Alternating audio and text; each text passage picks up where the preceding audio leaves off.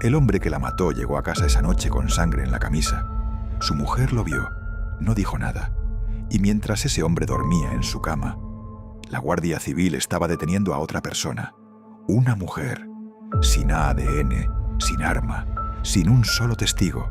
Mijas Costa, Málaga, 9 de octubre de 1999. Rocío Vaninkoff, 19 años, 500 metros entre la casa de su novio y la suya. No llega. 3 semanas después, aparece su cuerpo, calcinado, con 9 puñaladas. Y España entera ya sabe quién lo hizo. Se equivoca. Lo que vas a escuchar durante los próximos minutos no es la historia de un asesino. Es la historia de cómo un país entero destruyó a una inocente. Y de cómo, mientras ella cumplía condena en prisión, el verdadero culpable volvió a matar. Mijas Costa es el tipo de lugar donde parece que no pasa nada. Apartamentos blancos mirando al mar, turistas ingleses comprando helados en octubre, vecinos de toda la vida que saludan por la mañana y no preguntan demasiado por la tarde. Ese tipo de normalidad que hace que nadie espere lo que viene. La noche del 9 de octubre, Rocío salió a las 11. Su novio Antonio la vio marcharse. A las 11:30, su madre empezó a llamarla. No contestaba. A medianoche salió a buscarla. Encontró sus zapatillas y un charco de sangre en la carretera. Empezó entonces una de las búsquedas más mediáticas de la España de los 90. Cámaras, voluntarios, helicópteros y una pregunta que los periodistas no tardaron en hacer. ¿Quién tenía motivos para hacerle daño a Rocío? La respuesta que encontraron no tenía ninguna prueba detrás. Solo tenía un nombre. Y ese nombre le costó a una mujer inocente 519 días de su vida. Pero antes de contarte cómo ocurrió eso, necesitas saber quiénes son las 2 personas a las que este caso destruyó. Hay 2 víctimas en este caso. La primera es Rocío, 19 años. Esa noche quería ducharse y ponerse guapa para la feria. Eso era todo lo que tenía en la cabeza. La feria. Vivía con su madre, Alicia. 500 metros la separaban de la casa de su novio, un camino que había hecho cientos de veces. No llegó. La segunda víctima es Dolores Vázquez, 42 años cuando la detuvieron. Gallega, discreta, sin un solo antecedente penal. Había querido a Alicia Hornos durante años y había querido a Rocío como si fuera familia. Eso es exactamente lo que la convirtió en sospechosa. No una prueba, no un testimonio sólido. El hecho de haber amado a la madre de la víctima y de ser lesbiana en una España que todavía no había aprobado el matrimonio homosexual. Dolores no lloraba en cámara, no sabía que tenía que hacerlo, porque no sabía que ya la estaban juzgando. Mucho antes de que nadie le leyera ningún cargo. El cuerpo de Rocío apareció el 2 de noviembre de 1999, 24 días después de su desaparición. Lo encontraron unos trabajadores de un campo de golf en Marbella, calcinado, desnudo, casi irreconocible. La autopsia confirmó las 9 puñaladas y confirmó algo más. El asesino había intentado borrar todas las huellas. Alguien que sabía lo que hacía, alguien paciente. La Guardia Civil llevaba semanas con los ojos puestos en Dolores, sin pruebas físicas, sin testigos, basándose en el perfil que habían construido. Mujer despechada, relación tormentosa, acceso a la víctima.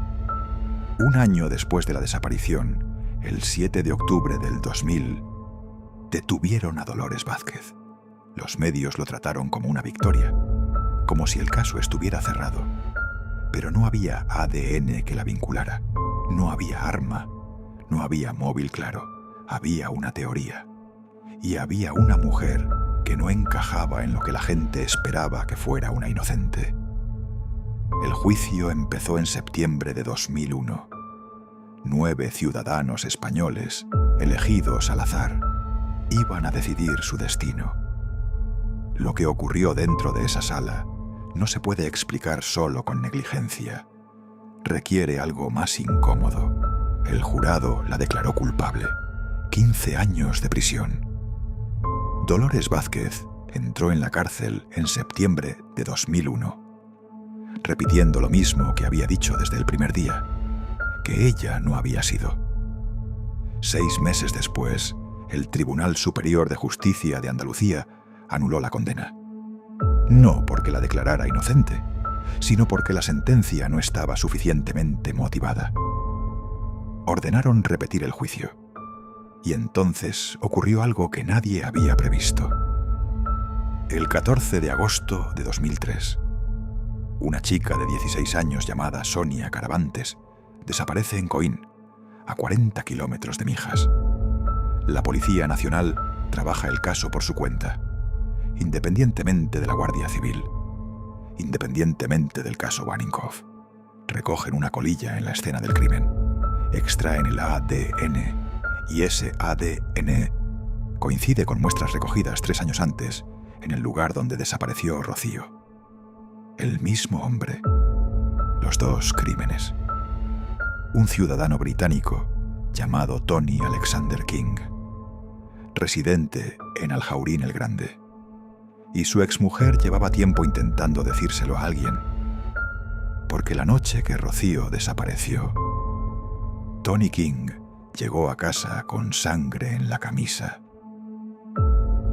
Tony King no era invisible. Tenía antecedentes en el Reino Unido por agresión sexual. Interpol tenía una alerta para su localización.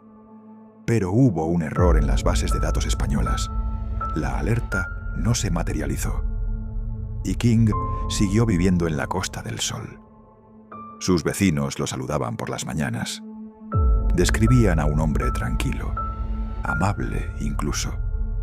El tipo de persona que no genera alarma, precisamente porque sabe que no debe generarla. Su exmujer lo sabía. Llevaba tiempo intentando decírselo a alguien. Nadie la escuchó. Y mientras King vivía entre vosotros sin que nadie lo mirara, todos miraban a Dolores. ¿Por qué?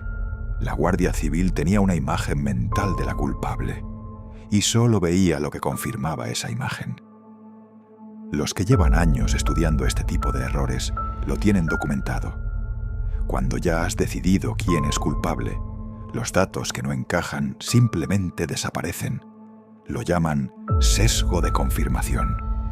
La Guardia Civil lo hizo, los medios lo hicieron, el jurado lo hizo. Todos construyeron el mismo monstruo. Y el monstruo real dormía a 40 kilómetros. Con la camisa lavada, Tony King confesó. Reconoció el asesinato de Rocío Baninkoff, el asesinato de Sonia Caravantes, al menos 3 agresiones sexuales más en Málaga. Fue condenado a 55 años de prisión en total, 19 por Rocío, 36 por Sonia. La causa contra Dolores Vázquez se sobreseyó, sin segundo juicio, sin declaración formal de inocencia, sin nadie que se pusiera de pie en una sala y dijera: «Nos equivocamos, lo sentimos». El Ministerio de Justicia le ofreció 12.000 euros de compensación por 519 días en prisión, por la carrera destruida, por el nombre arrastrado durante años en todos los telediarios de España. Dolores rechazó los 12.000 euros, pidió 4 millones. El Tribunal Supremo le denegó cualquier indemnización. El entonces ministro del Interior justificó el error judicial, hablando del perfil delincuencial de Dolores Vázquez. Una mujer sin ningún antecedente penal. Dolores volvió a Galicia, a Betanzos, su pueblo natal. Durante años salía sola a la calle para ver si la gente la reconocía, para saber si podía sentirse libre. 20 años después de aquella noche en Mijas, todavía lo comprobaba. En marzo de 2025, Dolores Vázquez recibió un premio en Betanzos, un reconocimiento de su ciudad, y delante de la gente que la conoce, que la quiere, que la ha visto reconstruirse durante 20 años, dijo una sola cosa: necesito que el gobierno me pida perdón. No lo ha recibido, todavía no. Este caso no es sobre un asesino. Tony King está en prisión. Ese capítulo tiene cierre. Este caso es sobre lo que le hicimos a una mujer inocente, lo que le hicieron los medios, que construyeron un monstruo antes de que hubiera pruebas, lo que le hizo un jurado contaminado por semanas de titulares, lo que le hizo un sistema que la condenó y luego no supo cómo pedirle perdón. Hay una pregunta que me parece imposible de responder con comodidad. Si mañana te acusaran de algo que no has hecho, ¿confiarías en que el sistema encontraría la verdad? Dolores Vázquez confió y pasó 519 días en prisión.